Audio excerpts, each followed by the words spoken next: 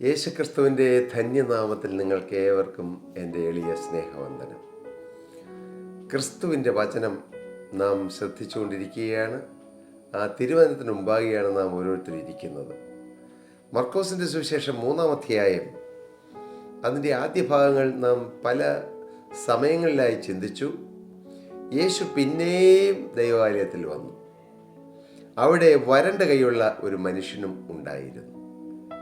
ആ ദേവാലയത്തിൽ എത്രയോ ആളുകൾ കാണും, എത്രയോ ജീവിത വിവിധ നിലവാരത്തിലുള്ളവർ, എത്രയോ വിവിധ സാഹചര്യങ്ങളിൽ ജീവിക്കുന്നവർ, വ്യത്യസ്തരായവർ, അങ്ങനെ പല തുറകളിലുള്ള മനുഷ്യർ ജീവിക്കുന്ന ആ കാലഘട്ടത്തിൽ എത്രയോ ആളുകൾ ദേവാലയത്തിലുണ്ട്. പക്ഷേ ഒരാളെ കർത്താവ് ശ്രദ്ധിച്ചു. അവിടെ വരണ്ട കൈയുള്ള ഒരു മനുഷ്യനുണ്ടായിരുന്നു. കുറവുകളൊന്നുമില്ലാത്ത ഒത്തിരി പേര് അവിടെ കാണുമായിരിക്കാം, പുറമേ കുറവുകളില്ലാത്തവരെ. പക്ഷേ കർത്താവ് ആ വരണ്ട കൈയുള്ള മനുഷ്യനെ കണ്ടു. അതൊരു ഭാഗ്യമാണ്. നമ്മുടെ ജീവിതത്തിൽ നാം വിചാരിക്കും, എനിക്ക് കുറേ പോരായ്മകളും കുറവുകളും ബലഹീനതകളെല്ലാം ഉണ്ട്, അതുകൊണ്ട് ദൈവം എന്നെ സ്നേഹിക്കുന്നില്ല, ദൈവം എന്നെ കാണുന്നില്ല എന്ന്. എന്നാൽ അത് മറിച്ചാണ് പ്രിയരെ. എവിടെയെല്ലാം കുറവുകളുണ്ടോ, എവിടെയെല്ലാം പോരായ്മകളുണ്ടോ, എവിടെയെല്ലാം താഴ്ചകളുണ്ടോ, എവിടെയെല്ലാം അപകർഷതാബോധത്താൽ തല മുമ്പിട്ടിട്ടുണ്ടോ, അവിടെയെല്ലാം യേശു അവരെ കാണും. യേശു അങ്ങോട്ട് നോക്കും. കാരണം യേശുവിൻ്റെ ലക്ഷ്യം, യേശു നീതിമാന്മാരെ അല്ല, യേശു പാപികളെ അത്രയേ അന്വേഷിപ്പാൻ വന്നത്, രക്ഷിപ്പാൻ വന്നത്. യേശു ബലഹീനതയുള്ള സ്ഥലത്താണ് യേശുവിൻ്റെ കണ്ണ് കൂടുതൽ പതിയുന്നത്. അതുകൊണ്ട് നിങ്ങളാരും നിരാശപ്പെട്ടിരിക്കേണ്ട. നിങ്ങളുടെ ജീവിതത്തിൽ ഏതെങ്കിലും ഒരു പോരായ്മ വന്നല്ലോ, അല്ലെങ്കിൽ സാമ്പത്തികമായി നിങ്ങൾ കുറവുള്ളവരാണല്ലോ, അല്ലെങ്കിൽ ശാരീരികമായി ഏതെങ്കിലും ബലഹീനതയുള്ളവരാണല്ലോ, നിങ്ങൾക്ക് ശരീരത്തിൽ ഏതെങ്കിലും രോഗമുണ്ടല്ലോ എന്നെല്ലാം കരുതി നിങ്ങളെ തന്നെ താഴ്ത്തി അപകർഷതാബോധത്തിന് അടിമത്വത്തിലേക്ക് നാം പോകേണ്ട ആവശ്യമില്ല.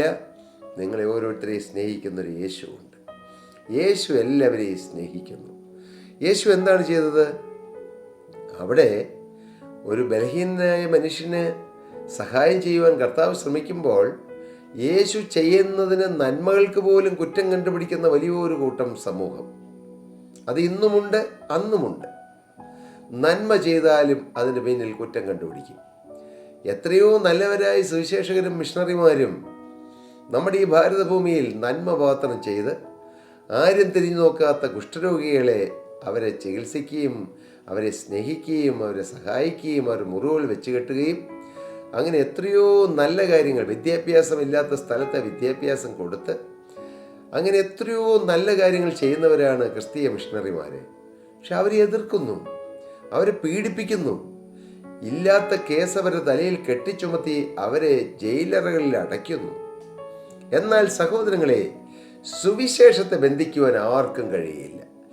ഏത് ഭരണാധികാരി വിചാരിച്ചാലും സുവിശേഷത്തെ തളയ്ക്കുവാനോ തകർക്കുവാനോ തളർത്തുവാനോ സാധ്യമല്ല. കർത്താവിന് സ്തോത്രം. സുവിശേഷം കാൽവറിയിൽ യേശുക്രിസ്തു ചൊരിഞ്ഞ തിരുരക്തത്തിൽ നിന്നും ഉടലെടുത്തു വന്നതാണ്. ഹല്ലേലൂയ. കാൽവറി ക്രൂശിൽ യേശുക്രിസ്തു പരമയാഗമായതിൽ നിന്നും ഉടലെടുത്തു വന്ന തിരുരക്തത്തിൻ്റെ അത്ഭുത ശക്തിയാണ് ഈ സുവിശേഷം. അതുകൊണ്ട് സുവിശേഷത്തെ തകർക്കാൻ ആർക്കും കഴിയുകയില്ല. സുവിശേഷത്തെ തകർക്കാൻ ശ്രമിച്ചവർ സ്വയമേവ തകർന്നതല്ലാതെ സുവിശേഷം തകർന്നിട്ടില്ല, തകരുകയില്ല. സുവിശേഷകരെ ജയിലിലടയ്ക്കാം, പക്ഷെ സുവിശേഷത്തെ ജയിലിലടയ്ക്കാൻ സാധ്യമല്ല. റിച്ചാർഡ് ഉംബ്രാൻഡ് എന്ന് പറയുന്ന ആ ദൈവദാസൻ എത്രയോ വർഷങ്ങൾ ചെറിയ സെല്ലിൽ, ജയിലിൽ പീഡിപ്പിച്ചു. പക്ഷെ അദ്ദേഹത്തെ തളർത്താൻ പോലും കഴിഞ്ഞില്ല. ഞാൻ വായിച്ചു, അദ്ദേഹത്തെ പൂർണ്ണ നഗ്നനാക്കിയിട്ട് വളരെ വിശന്ന് കുറേ കാലം പട്ടിണിയിട്ട എലികളെ ചെറിയൊരു ദ്വാരത്തിലൂടെ ആ മുറിയിലേക്ക്, കൊച്ചു മുറിയിലേക്ക് കടത്തിവിട്ടുവെന്ന്. അദ്ദേഹത്തിൻ്റെ ശരീരത്തിൽ എല്ലായിടത്തും എലി കടിച്ചു പറിച്ചു. പക്ഷെ അദ്ദേഹം യേശുവിനെ തള്ളിപ്പറഞ്ഞില്ല, യേശുവിനെ ഉപേക്ഷിച്ചില്ല.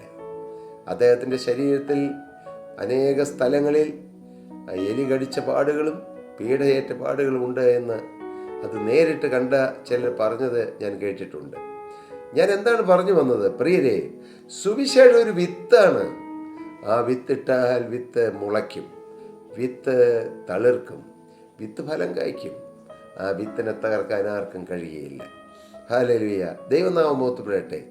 ആരെല്ലാം എതിർത്താലും, അന്നത്തെ പുരോഹിതന്മാരും മഹാപുരോഹിതന്മാരും സദൂക്യന്മാരും പരീശന്മാരും എല്ലാം യേശു നന്മ ചെയ്യുന്നതിൽ എന്താണ്, അതിൻ്റെ പിന്നിൽ ഏതെങ്കിലും തെറ്റുണ്ടോ എന്ന് കണ്ടുപിടിക്കാൻ ശ്രമിച്ചു. പക്ഷേ യേശു എന്ത് ചെയ്തു? മൂന്നാമത്തെ വാക്യം, യേശു വരണ്ട കൈയുള്ള മനുഷ്യനോട് നടുവിൽ എഴുന്നേറ്റ് നിൽക്കുക എന്ന് പറഞ്ഞു. യേശു അവരെ ഒന്നും കൂട്ടാക്കിയില്ല. യേശുവിനൊരു ലക്ഷ്യമുണ്ട്. യേശു സാഹചര്യങ്ങളെ നോക്കുകയില്ല, യേശു എതിർപ്പുകളെ നോക്കുകയില്ല. യേശു ഒരു കാര്യം നിർണയിച്ചാൽ യേശു അങ്ങനെ ചെയ്യും. എൻ്റെ പ്രിയ മകനെ, പ്രിയ സഹോദരി, പ്രിയ മകളെ, നിന്റെ ജീവിതത്തിൽ ഒരു കാര്യം ചെയ്യാൻ യേശു തീരുമാനിച്ചാൽ, ഏതെല്ലാം എതിർപ്പുകൾ വന്നാലും, ഏതെല്ലാം പ്രതിസന്ധികൾ വന്നാലും, ആരെല്ലാം എതിർത്താലും, സമൂഹം മുഴുവൻ എതിർത്താലും, യേശു ചിന്തിച്ച കാര്യം യേശു ചെയ്തിരിക്കും. യേശു സാഹചര്യങ്ങളെ നോക്കാതെ വരണ്ട കൈയുള്ള മനുഷ്യനോട് പറഞ്ഞു, നീ എഴുന്നേറ്റ് നടുവിൽ നിൽക്ക. എന്തിനാ നടുവിൽ നിർത്തി? എല്ലാവരും ഒന്ന് കാണട്ടെ. എൻ്റെ പ്രിയരെ, നമ്മുടെ ജീവിതത്തിൽ ഏതെങ്കിലും കുറവുകൾ ഉണ്ടായിരുന്നുവെന്നും ആ കുറവുകൾ യേശു പരിഹരിച്ചുവെന്നും പറയുവാൻ നാം ലജ്ജിക്കരുത്, നാം മടിക്കരുത്. നമ്മുടെ കുറവുകൾ പറഞ്ഞതിന് ശേഷം ആ കുറവുകൾ നികത്തി തന്ന യേശുവിനെ ഉയർത്തുമ്പോഴാണ് യേശുവിൻ്റെ നാമം കൂടുതൽ മഹത്വപ്പെടുന്നത്. അതാണ് സാക്ഷ്യം. ഞാൻ ഇന്നതായിരുന്നു, ഞാൻ ഇന്ന് ഇന്നതാണ്, അതിന് കാരണം യേശുവാണ്. ഇതാണ് സാക്ഷ്യം. എൻ്റെ ജീവിതം പാപത്തിലായിരുന്നു, പാപച്ചേറ്റിൽ നിന്ന് യേശു എന്നെ കോരിയെടുത്തു, യേശു എന്നെ ഉറപ്പുള്ള പാറമേൽ നിർത്തിയിരിക്കുന്നു. ഇതാണ് സാക്ഷ്യം. ഞാൻ രോഗിയായിരുന്നു, ഞാൻ യേശുവിനോട് പ്രാർത്ഥിച്ചു, യേശുവിൻ്റെ പ്രാർത്ഥന കേട്ടു, എനിക്ക് രോഗത്തിന് സൗഖ്യം തന്നു. അതും സാക്ഷ്യമാണ്. ഇങ്ങനെ എത്ര കാര്യങ്ങൾ, 100 കാര്യങ്ങൾ യേശു ചെയ്തത് ലജ്ജ കൂടാതെ. കഴിഞ്ഞ കാലത്തിൽ ഞാൻ ആരായിരുന്നു, യേശു എൻ്റെ ജീവിതത്തിൽ എന്ത് ചെയ്തു എന്ന് പറയുന്നതാണ് സാക്ഷ്യം. ഒരു ഉന്നതനായ രാജാവ് പറഞ്ഞു, അത്യുന്നതനായ ദൈവം എങ്കിൽ പ്രവർത്തിച്ച അടയാളങ്ങളും അത്ഭുതങ്ങളും പ്രസിദ്ധമാക്കുന്നത് നന്നെന്ന് എനിക്ക് തോന്നിയിരിക്കുന്നുവെന്ന്. എൻ്റെ ഓർമ്മ ശരിയാണെങ്കിൽ അത് നെബൂഖദ്നേസർ രാജാവാണ്. കർത്താവിന് സ്തോത്രം. അദ്ദേഹം പറഞ്ഞു, അത്യുന്നതനായ ദൈവം എങ്കിൽ ചെയ്ത അടയാളങ്ങളും അത്ഭുതങ്ങളും വിവരിക്കുന്നത് നല്ലതെന്ന് എനിക്ക് തോന്നിയിരിക്കുന്നു. അതേ പ്രിയപ്പെട്ടവരെ, ദൈവം ചെയ്ത നന്മകൾ നാം മറക്കാതിരിക്കുക. ഇവിടെ വരണ്ട കൈയുള്ള മനുഷ്യനോട് പറഞ്ഞു, നടുവിൽ എഴുന്നേറ്റ് നിൽക്കുക എന്ന് പറഞ്ഞു. അവൻ അങ്ങനെ തന്നെ ചെയ്തു. അത് യേശു പറഞ്ഞാൽ നാം അനുസരിക്കണം. നമ്മുടെ ജീവിതത്തിൽ ഒരു അത്ഭുതം നടക്കണമെങ്കിൽ, ഒരു അതിശയം നടക്കണമെങ്കിൽ, കാതലായ മാറ്റം നടക്കണമെങ്കിൽ അവിടെ ലജ്ജിച്ചിട്ട് കാര്യമില്ല, ഭയപ്പെട്ടിട്ടും കാര്യമില്ല. ഇപ്പം വരണ്ട കൈയുള്ള മനുഷ്യൻ ചിന്തിക്കുകയാണോ, അയ്യോ എനിക്ക് ആകെപ്പാട് നാണക്കേട്, എൻ്റെ കുറവുകളൊക്കെ മറ്റുള്ളവർ കാണണ്ട, ഒതുക്കി പിടിച്ചേക്കാം. നോ. മാത്രമല്ല, അവൻ ഭയപ്പെട്ടുമില്ല. ഈ യഹൂദന്മാരും പരീശന്മാരും ശാസ്ത്രിമാരും ഒക്കെ എന്നെ ഉപദ്രവിക്കുമോ, ഞാൻ യേശു പറഞ്ഞത് അനുസരിച്ചാൽ അവരെന്നെ ഒറ്റപ്പെടുത്തുമോ, എന്നെ പള്ളിഭ്രഷ്ടനാക്കുമോ എന്നൊന്നും അവർ ചിന്തിച്ചില്ല. അവൻ ചിന്തിച്ചില്ല. അവൻ ധൈര്യത്തോടെ എഴുന്നേറ്റ് നിന്നു. അതെ, ക്രിസ്തു പറയുന്നത് സമൂഹത്തെ നോക്കാതെ അനുസരിക്കുക. ക്രിസ്തു പറയുന്നത് സ്വന്തക്കാരെയും ബന്ധക്കാരുടെയും മുഖം നോക്കാതെ അനുസരിക്കുക. എങ്കിൽ നിങ്ങളുടെ ജീവിതത്തിൽ വലിയ അത്ഭുതങ്ങൾ നടക്കും. ഇവിടെ ഈ വരണ്ട കൈയുള്ള മനുഷ്യൻ എഴുന്നേറ്റ് നടുവിൽ നിന്നു. അതൊരു ഭാഗ്യമാണ്. യേശുക്രിസ്തു നമ്മുടെ ജീവിതത്തിൽ ചില അത്ഭുതങ്ങൾ ചെയ്യണമെങ്കിൽ യേശു പറയുന്ന വചനങ്ങൾ നാം അനുസരിക്കണം. ഇന്ന് അതിന് തയ്യാറല്ല, വചനമനുസരിക്കാൻ തയ്യാറല്ല, കർത്താവിൻ്റെ കൽപ്പനകൾ അനുസരിക്കാൻ തയ്യാറല്ല. പക്ഷേ യേശു ചെയ്യുന്ന നന്മകൾ വേണം. യേശുവിനെ വേണ്ട, യേശുവിൻ്റെ വചനം വേണ്ട, യേശുവിൽ നിന്നുള്ള നന്മകൾ വേണം. ഇന്ന് അനേകരും അങ്ങനെയാണ്. പ്രാർത്ഥിക്കാൻ പറയുന്നവരും പ്രാർത്ഥന ചോദിക്കുന്നവരും എല്ലാം അങ്ങനെയാണ്. അവർക്ക് യേശുവിൽ നിന്ന് നന്മ വേണം, പക്ഷേ യേശുവിനെ വേണ്ട, യേശുവിൻ്റെ വചനം അനുസരിക്കാൻ തയ്യാറല്ല. പ്രിയപ്പെട്ട മകനെ, പ്രിയ മകളെ, പ്രിയ സഹോദരി, നിന്റെ ജീവിതത്തിൽ കാതലായ ചില ആത്മീയവും ഭൗതികവുമായ നന്മകൾ നിറവേറണമെങ്കിൽ ഈ തിരുവചനം അനുസരിക്കണം. The word of God. വചനമനുസരിക്കണം. തിരുത്താൻ വചനം പറയുന്നുവെങ്കിൽ നാം തിരുത്തണം. എളിമപ്പെടാൻ വചനം പറയുന്നുവെങ്കിൽ നാം എളിമപ്പെടണം. പിശാചിനോട് എതിർത്ത് നിൽക്കാൻ വചനം പറയുന്നുവെങ്കിൽ നാം പിശാചിനോട് എതിർത്ത് നിൽക്കണം. ദൈവത്തോട് അടുത്ത് ചെല്ലാൻ വചനം പറയുന്നുവെങ്കിൽ നാം അടുത്ത് ചെല്ലണം. എന്താണോ നമ്മുടെ കർത്താവ് പറയുന്നത് അത് നാം അനുസരിക്കുമ്പോഴാണ് അനുസരിക്കുന്നവരുടെ മേൽ പകരുന്ന ഒരു ദൈവിക കൃപയും അനുഗ്രഹവും നമ്മുടെ മേൽ പകരുന്നത്. ചിലർ അനുസരിക്കുകയില്ല. പാപത്തോട് യാത്ര പറയണം എങ്കിലേ ദൈവിക അനുഗ്രഹം വരൂ എന്ന് പറയുമ്പോൾ ദൈവത്തിൻ്റെ അനുഗ്രഹം വേണം, പക്ഷെ പാപം വിടുകയില്ല. പ്രിയപ്പെട്ടവരെ, പാപം വെച്ചുകൊണ്ട് കിട്ടുന്ന അനുഗ്രഹങ്ങൾ ദൈവിക അനുഗ്രഹങ്ങളല്ല. നമ്മുടെ ജീവിതത്തിൽ ലഭിക്കുന്ന അനുഗ്രഹങ്ങൾ അത് ദൈവികമാണോ അത് പൈശാചികൻ തന്ന ചില അനുഗ്രഹങ്ങളാണോ എന്ന് എങ്ങനെ അറിയാം? നമ്മുടെ ജീവിതത്തിൽ നിന്ന് പാപം മാറുന്നു, അതോടൊപ്പം നമ്മുടെ ജീവിതത്തിൽ ആത്മീയമായ അനുഗ്രഹം വരുന്നു, തുടർന്ന് ഭൗതികമായ അനുഗ്രഹം വരുന്നു എങ്കിൽ അത് ദൈവം തരുന്നതാണ്. പാപത്തോടൊപ്പം മദ്യപാനമുണ്ട്, കുറേ അനുഗ്രഹം കിട്ടി, ദൈവം തന്നതെന്ന് പറയുന്നതിനകത്ത് അർത്ഥമില്ല മകനെ. നിന്റെ ജീവിതത്തിൽ അനേക പാപങ്ങൾ, വ്യഭിചാരവും മോഷണവും അനേക ഹീനകൃത്യങ്ങൾ നിന്റെ ജീവിതത്തിൽ നിറഞ്ഞിരിക്കെ നീ ചില കുതന്ത്രങ്ങളിലൂടെ തന്ത്രങ്ങളിലൂടെ കുറെ പണം സമ്പാദിച്ചു, അത് ദൈവം എനിക്ക് തന്നതാണെന്ന് പറയുന്നതിൽ അർത്ഥമില്ല. പിശാചിൻ ചില അനുഗ്രഹങ്ങൾ തരും. ഈ സർവ്വലോകവും പിശാചിൻ്റെ അധീനതയിൽ കിടക്കുന്നതാണ്. അതുകൊണ്ട് പിശാച് ചിലർക്ക് പണം കൊടുക്കും, പിശാച് ചിലർക്ക് മണിമാലകൾ കൊടുക്കും, പിശാചും ഈ ഭൂമിയിലെ വലിയ സൗഭാഗ്യങ്ങളൊക്കെ കൊടുക്കും. പക്ഷേ ദൈവം തന്നതാണോ എന്നറിയണമെങ്കിൽ എന്ത് ചെയ്യണം? നമ്മുടെ ജീവിതത്തിൽ മാറ്റം വരുന്നുണ്ടോ? സ്വഭാവത്തിൽ മാറ്റം വരുന്നുണ്ടോ? നമ്മുടെ ജീവിതത്തിൽ മാറ്റം വരുന്നുണ്ടോ? നമ്മുടെ പാപം മാറുന്നുണ്ടോ? നമ്മുടെ ജീവിതത്തിൽ ശീലിച്ചു വന്ന ചില ശീലങ്ങൾ, ചില അഴുക്ക് ശീലങ്ങൾ, ദൈവം ദുഃഖിക്കുന്ന കാര്യങ്ങൾ നമ്മുടെ ജീവിതത്തിൽ അനുദിനവും മാറുന്നുണ്ടോ? നാം പുതിയ സൃഷ്ടിയായി തീരുന്നുണ്ടോ? അതിനെ ബേസ് ചെയ്തുള്ള അനുഗ്രഹങ്ങളാണ് ദൈവം തരുന്ന അനുഗ്രഹങ്ങൾ. എല്ലാവരും വിചാരിക്കുന്നത് ഇത് മദ്യപിക്കുന്നവനും ബാർ ഹോട്ടൽ നടത്തുന്നവനും കള്ളുഷാപ്പ് നടത്തുന്നവനും വലിയ വലിയ ചതിവും വഞ്ചനയും നടത്തുന്നവനും കൈക്കൂലി വാങ്ങുന്നവനും ഒക്കെ വലിയ അനുഗ്രഹമുണ്ട്, ദൈവം അനുഗ്രഹിച്ചതെന്ന് ഒറ്റ വാക്കിൽ പറയും. അല്ലല്ല പ്രിയരെ, ദൈവം അനുഗ്രഹിക്കുന്നതല്ല. പിശാചിൻ ചില ലോകപരമായ അനുഗ്രഹങ്ങൾ കൊടുക്കും, പക്ഷെ പിശാചിന് പാപത്തിന്മേൽ ജയം തരാൻ കഴിയുകയില്ല. പിശാചിന് നമ്മുടെ സ്വഭാവം മാറ്റാൻ കഴിയുകയില്ല. ദൈവത്തിന് നമ്മുടെ സ്വഭാവം മാറ്റാൻ കഴിയും. ദൈവം നമ്മുടെ ഹൃദയത്തിൽ വസിച്ച് യേശുക്രിസ്തു നമ്മുടെ ഹൃദയത്തിൽ വാണ് നമ്മുടെ ജീവിതത്തെ മാറ്റുന്നു.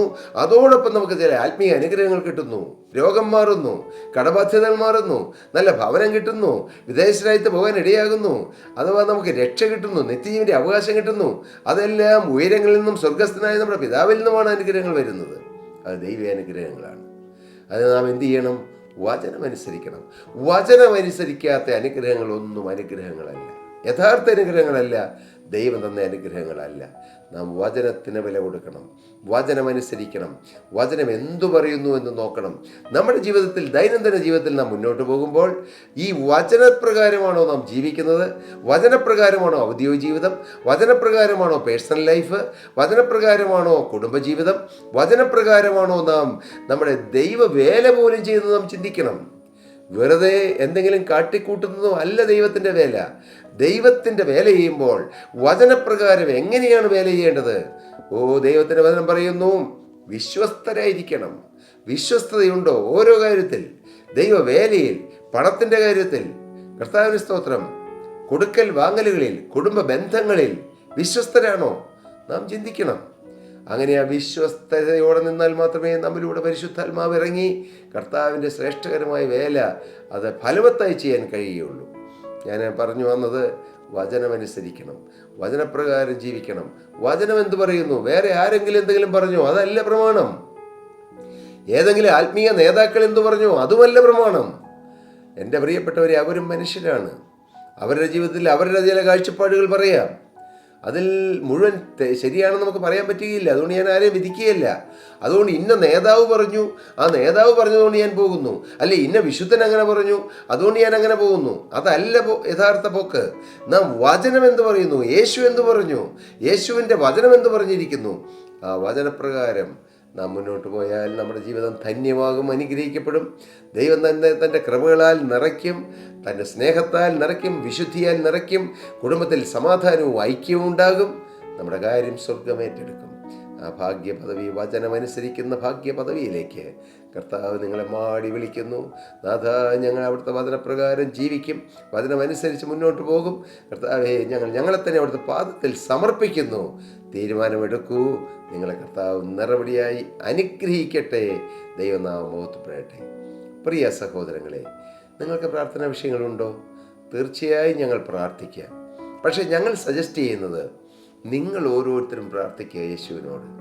യേശുവിനോട് പ്രാർത്ഥിക്കുന്നതിന് മുമ്പ് യേശുവിനെ നിങ്ങളുടെ രക്ഷിതാവും കർത്താവുമായി സ്വീകരിക്കുക. അതിനുശേഷം അപ്പാ എന്ന് വിളിച്ച്, സ്വർഗത്തിലെ ദൈവത്തെ അപ്പാ എന്ന് വിളിച്ച് നിങ്ങൾക്കും പ്രാർത്ഥിക്കാം. നിങ്ങൾ പ്രാർത്ഥിച്ചാലും ദൈവം ഉത്തരമരുളും. അല്ല, ഏതെങ്കിലും ഒരു പ്രാർത്ഥനാ സപ്പോർട്ട് വേണമെങ്കിൽ തീർച്ചയായും ഞങ്ങൾ റെഡിയാണ്. താഴെ കാണുന്ന നമ്പറിൽ കോൺടാക്റ്റ് ചെയ്യുക. കർത്താവ് നിങ്ങളെ നിറപടിയായി അനുഗ്രഹിക്കട്ടെ, തൻ്റെ നന്മകളാൽ നിറയ്ക്കട്ടെ. ദൈവനാമം മഹത്വപ്പെടട്ടെ. സ്തോത്രം.